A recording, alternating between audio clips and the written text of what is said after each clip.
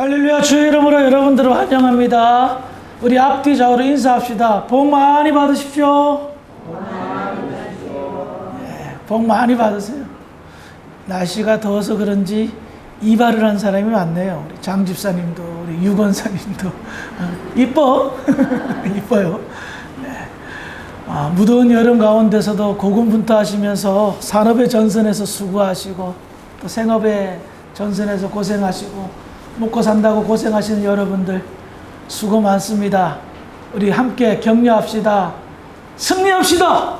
승리합시다. 네, 승리합시다. 끝까지 참고 인내하고 이기는 자가 승리하는 것입니다. 오늘도 예배를 통해서 여러분들 힘을 얻으시고 말씀을 통해서 교훈 받아서 이번 한 주간 동안도 주님이 주신 은혜 가운데 힘을 내시기를 주의 이름으로 축원합니다.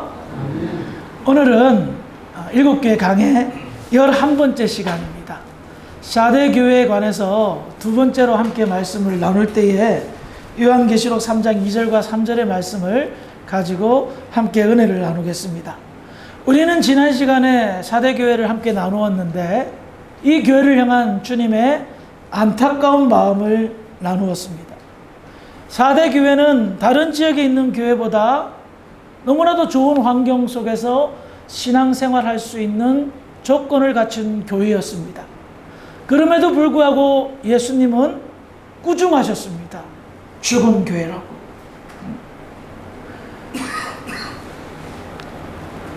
주님이 교회를 어떻게 생각하고 있는데 그 교회가 살아 부흥하지 못하고 죽어가는 모습이 너무나도 주님은 안타까워서 다른 교회는 그래도 칭찬부터 하셨는데 이 교회는 정말 큰 꾸중부터 하셨던 겁니다.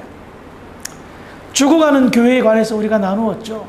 그 교회의 특징은 성령이 함께하지 않는 교회, 성령이 떠난 교회, 성령의 역사가 나타나지 않는 교회입니다. 그래서 감동이 없는 거예요. 영적인 감흥이 없는 거예요.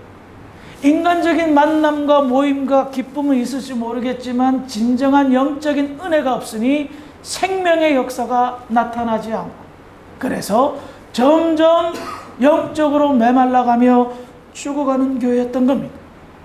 그런 교회, 죽어가는 사대 교회가 예수님은 너무나도 안타까우셨습니다.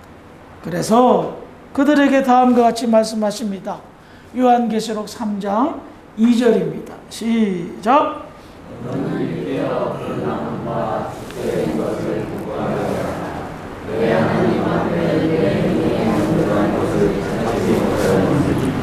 죽어가는 사대 교회에게 예수님께서 하신 권면 첫 번째는 너는 일깨어. 이 말은 일어나라, 깨어나라 라는 말입니다.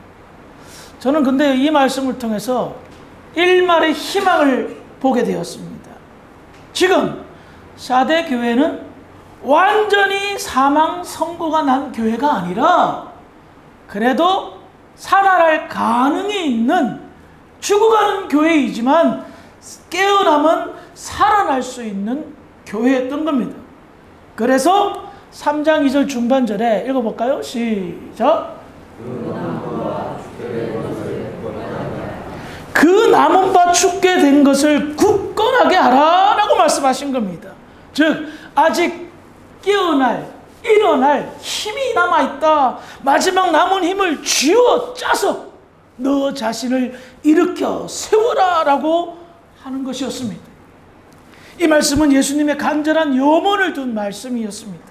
꺼져가는 촛불과 같았던 사대 교회에게 마지막 힘을 다 쏟아부어 안간힘을 써서 제발 일어나라 라고 촉구하신 것입니다.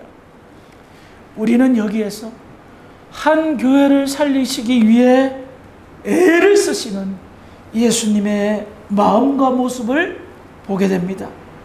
하지만 예수님께서 아무리 마음을 다하고 애를 써도 깨어나는 것, 일어나는 것은 오로지 교회의 의지에 달려 있습니다. 지금 예수님은 샤데교회에 마지막 불꽃을 일으켜 일어날 것을 촉구하고 계십니다. 영적 의지를 다시 한번 세우고 굳게 하여 일어날 것을 바라십니다. 그런데 당사자가 일어날 생각이 없으면, 의지가 없으면 일어날 수 없다라는 것을 보여주고 있다는 겁니다.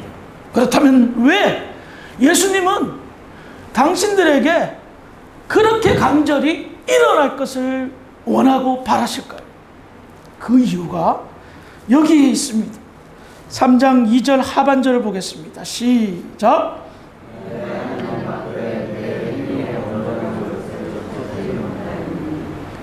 내 하나님 앞에서 너의 행위에 온전한 것을 내가 찾지 못했기 때문에 속히 깨어나라는 겁니다. 하나님께서 그들의 모든 신앙생활을 평가하고 계셨습니다.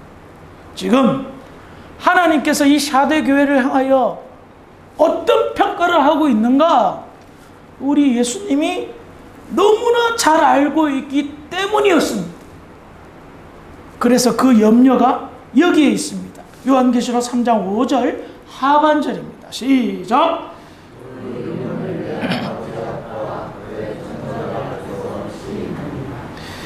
이 표현된 말씀을 보면요, 마치 심판대 앞에서 재판을 받고 있는 듯한 모습을 연상시킵니다.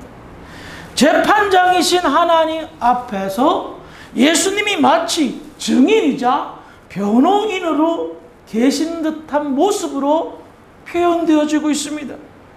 샤데교회 변호하고 있는데 예수님께서 그가 죽어가는 것을 보았으나 그들이 다시 믿음으로 되살아났습니다 를 변호하고 싶은 겁니다. 증인 쓰고 싶으셨던 겁니다. 그런데 만약에 이들이 예수님의 이 깨어날 것을 바라셨는데 깨어나지 않고 죽어가다가 그냥 죽어버리면 하나님 앞에서 할 말이 없게 되는 거예요. 변호할 말이, 이들이 열심히 신앙생활 했습니다 하고 증인 설 말이 없게 된다는 거예요. 오래전 한국에서 목회할 때, 아마 제가 칼럼에서도 쓴 기억이 나는데요.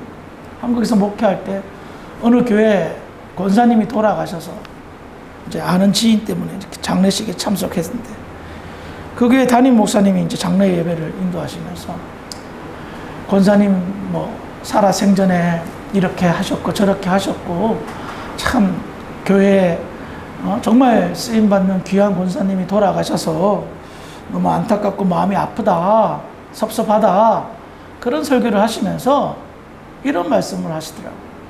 제가 장례를 많이 해봤지만 장례식 할 때마다 참 힘든 성도가 있습니다.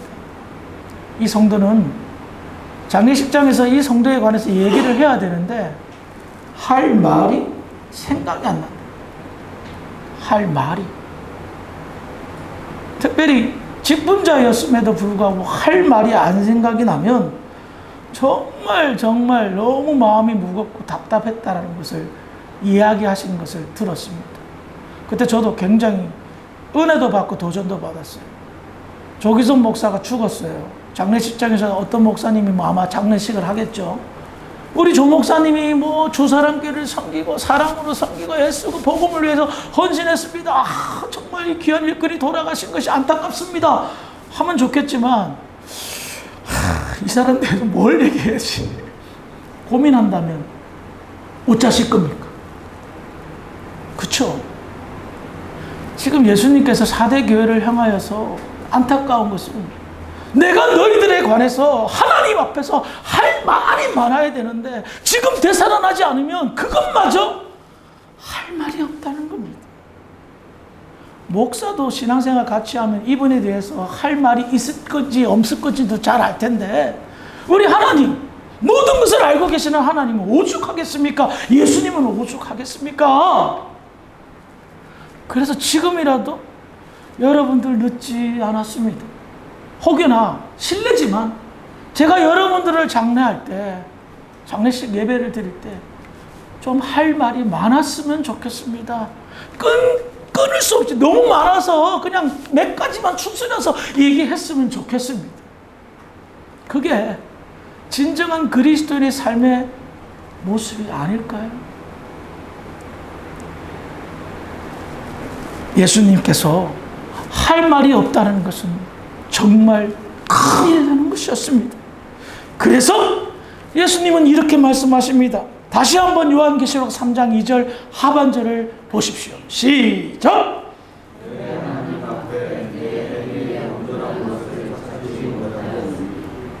아멘. 내 하나님 앞에서, 이게 뭐예요? 하나님이 다 보고 있다는 거예요. 그러니 너희들이 깨어나야 기지개라도 펼 거 아니냐, 깨어나야 세수라도 할 거 아니냐. 일단 깨어나서 정신 차린 후에 하나님께서 모든 것을 알고 계시고 보고 계시다는 사실을, 경각심을 가지고 깨어나서 바라는 겁니다.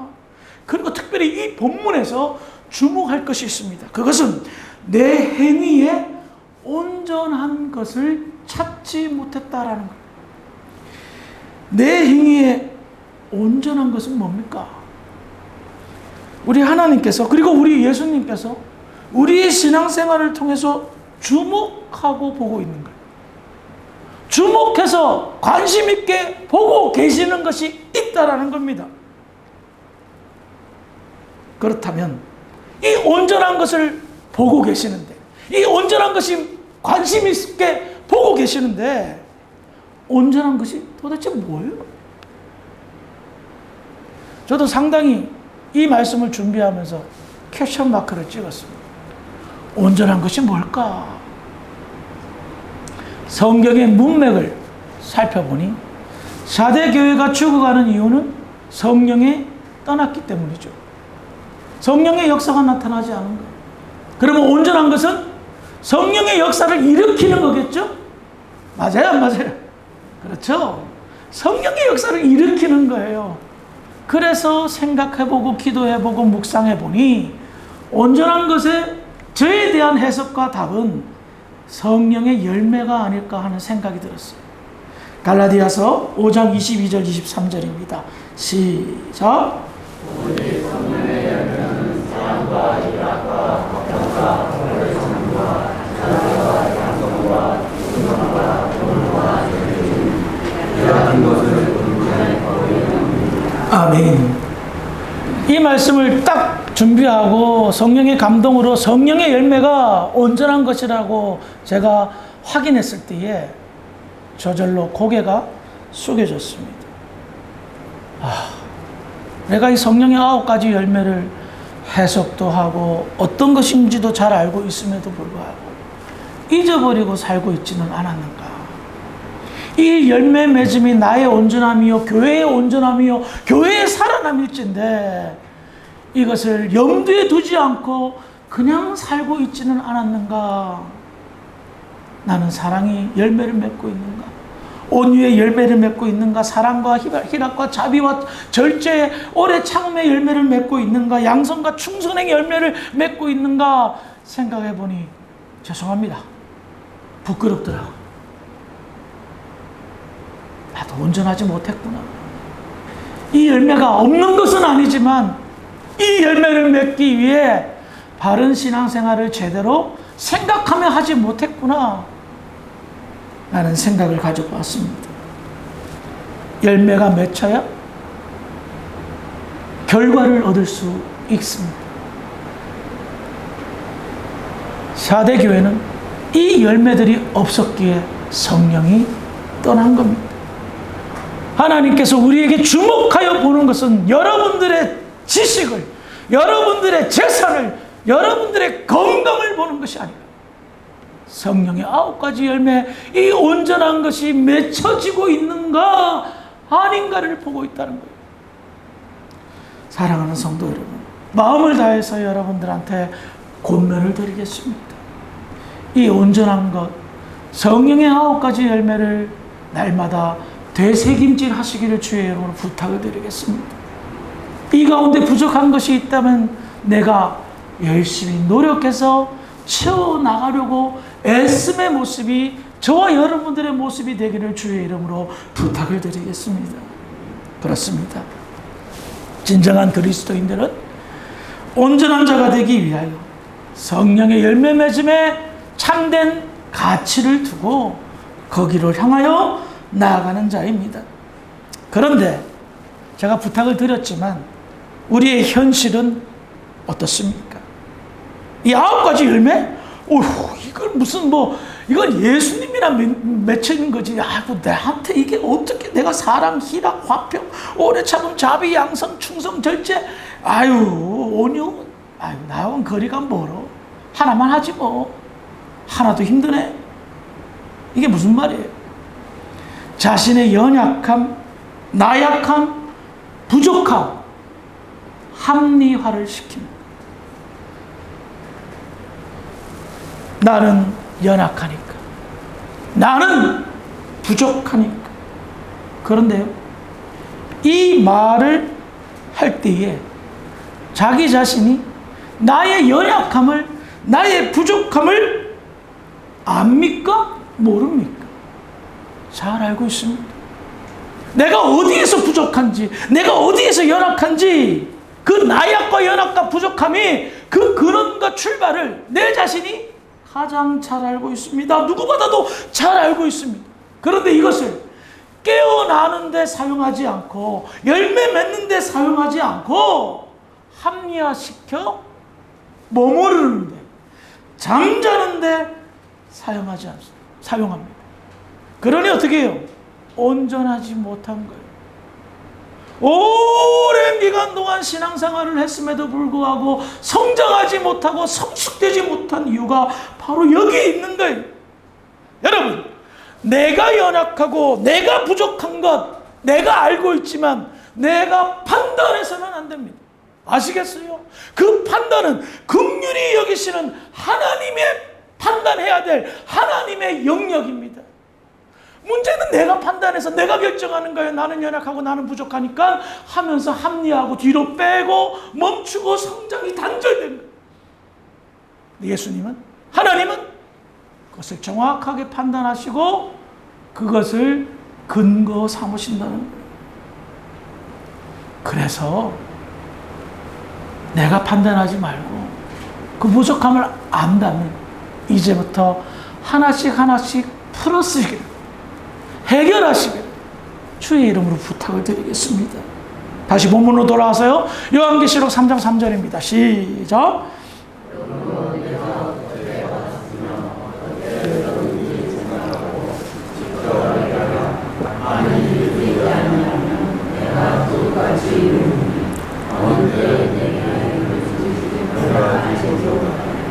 자, 여기에서 예수님께서는요, 깨어날 수 있는 방법까지 가르쳐 줍니다. 첫 번째로 어떻게 받았고 어떻게 들었고를 생각하라는 것입니다.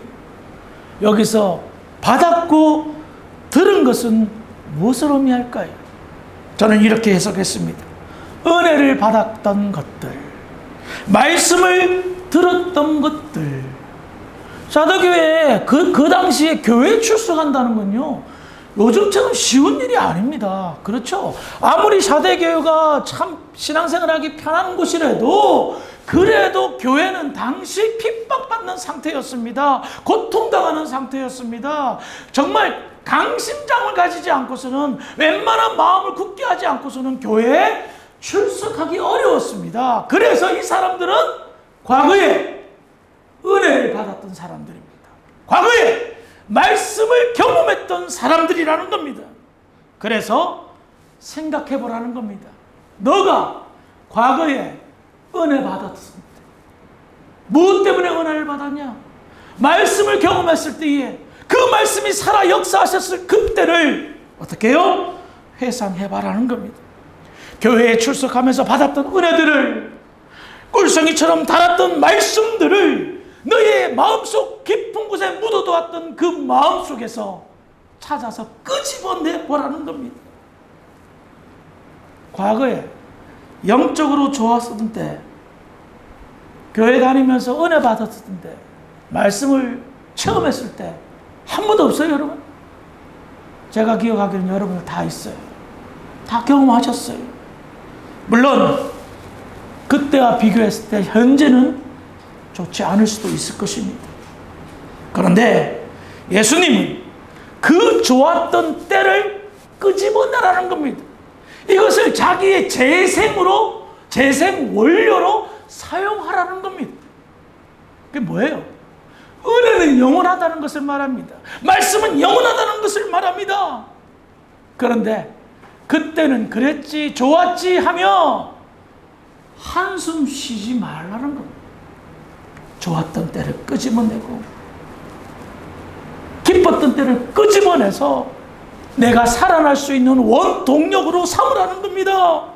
그래서 그때보다 지금 앞으로 더 좋아질 수 있다. 아멘? 과거보다 앞으로 더 좋아질 줄 믿으시기 바랍니다.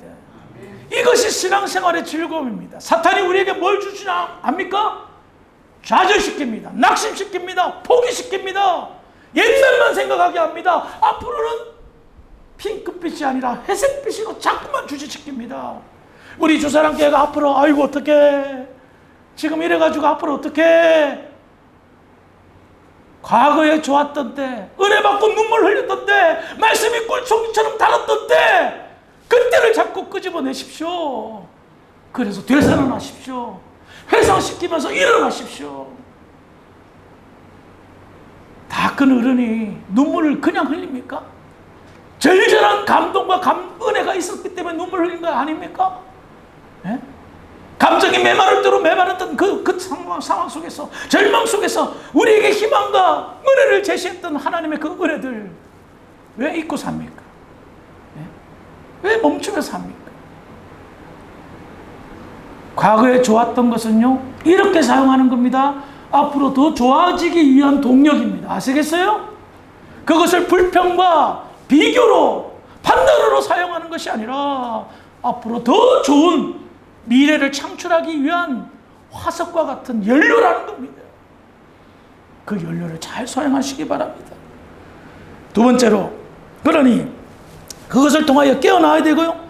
두 번째는 과거에 좋았던 때를 기억하고요. 마지막은 과거의 모습과 현재의 모습을 통해서 어떻게 해요? 회개하라라고 말합니다. 자신이 죽어가고 있는 그 상황을 직시하고 뉘우치고 하나님께 진심 어린 회개를 해야 살아나는 거예요. 왜 예수님께서 이렇게까지 세부적으로 그 교회가 살아날 것을 촉구하면서 말씀하셨을까?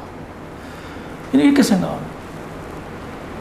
살아있던 교회가 죽어간다는 것은 하나님 입장에서는 큰 죄를 짓는 겁니다. 큰 죄를 짓는 겁니다. 왜 그런 줄 아십니까? 교회가 어떻게 생겼습니까? 여러분들의 구원이 어떻게 이루어졌습니까? 하나님의 가장 사랑하는 독생자 아들 예수 그리스도, 하나님이신 하나님의 아들 예수 그리스도의 십자가의 죽음을 통하여 교회가 살아났습니다. 일어났습니다. 그런데 교회가 죽어간다는 것은 무엇을 말합니까? 주님의 십자가를 모욕하는 겁니다. 하나님의 구원 사역을 망치는 겁니다. 이 얼마나 큰 죄입니까? 예? 교회를 살리기 위해서, 저와 여러분들을 구원하기 위해서 십자가상에서 고통당하는 그 예수님을 상상해 보십시오. 너희를 살리기 위해서 죽었는데 살려냈더니 죽어간다? 이 얼마나 큰 죄입니까? 그래서 하나님께서 그 죄를 묻겠다는 겁니다. 살려놨더니 죽은 그 죄 말입니다. 그래서 예수님은 요한계시록 3장 3절에 이렇게 표현하셨습니다. 시작.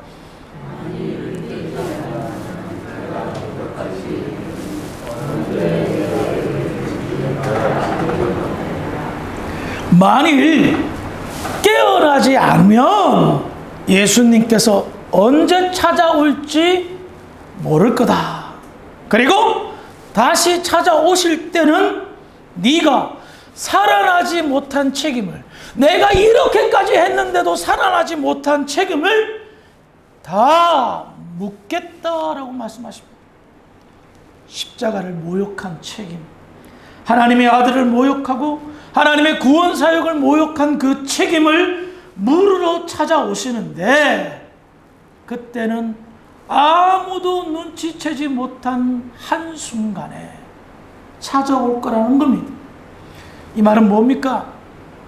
깨어나라는 거예요. 항상 긴장하고 깨어 있으라는 겁니다. 그리고 더 이상 기회는 없다. 마지막 기회이다. 주님의 이 말씀 한편으로 생각하면 굉장히 섬뜩합니다. 무섭고 두렵습니다.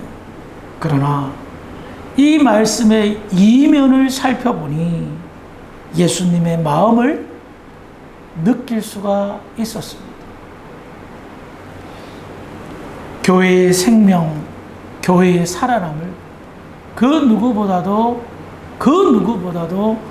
끔찍하게 여기신다는 겁니다. 왜냐하면 그 생명의 시작이 하나님의 아들의 생명과 맞바꾼 것이기 때문입니다.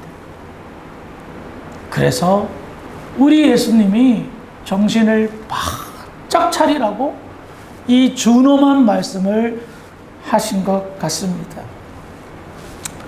말씀을 마치겠습니다. 오늘 말씀을 통해서 여러분들 무엇을 느끼셨고 무엇이 찔리셨으며 무엇에 감동을 받으셨는지요. 우리 주사랑교회가 살아남을 넘어서 온전함으로 나아가기에 부족함이 없는 그런 교회가 되기를 주의 이름으로 축원합니다. 그리고 그 온전함은 조 목사 혼자서 이루는 것이 아니라 우리가 함께 이루는 것입니다. 주님이 우리의 온전함을 보며 덩실덩실 춤을 추는 모습을 상상해 보시면서 진심으로 바른 신앙생활, 살아있는 신앙생활, 성령의 열매를 많이 맺는 온전한 신앙생활 하기에 부족함이 없는 복된 교회와 성도들이 되기를 주의 이름으로 축원합니다. 기도하시겠습니다. 사랑이 많으신 아버지 하나님, 은혜를 감사합니다. 사대교회의 말씀을 통해서 살아남의 은혜가 무엇인가를 깨닫고 온전함의 축복이 무엇인가를 깨달았습니다.